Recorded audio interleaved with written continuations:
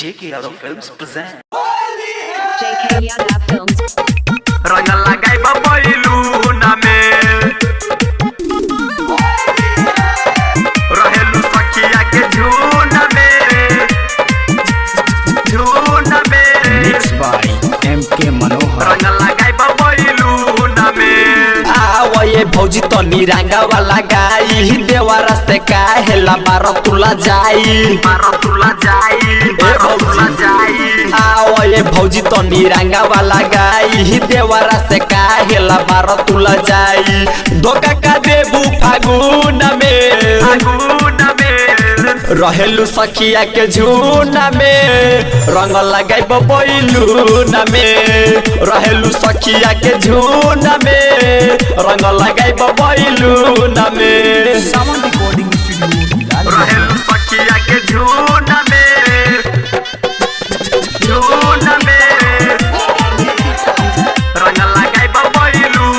में अरे भैया बाबा हरा मन बाटे तहरा करन ऐसन शरम हो करन ऐसन शरम हो दिन भर गली में गर्दा उड़ाई बावन पर्दा के भीतर हो ऐनी हम तोहरे धुन में रहेलू सखिया के झून में रंग लगाई बबैलून में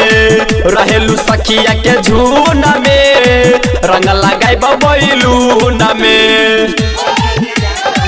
रहेलू सखिया के झून में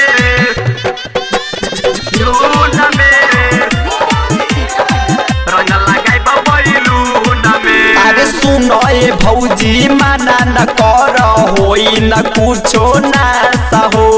कोई न पूछो ना सहो कृष्णा बेदर्दी विवेक सावन के तोरे बाटे आस हो अमित आशिक बाटे धुन में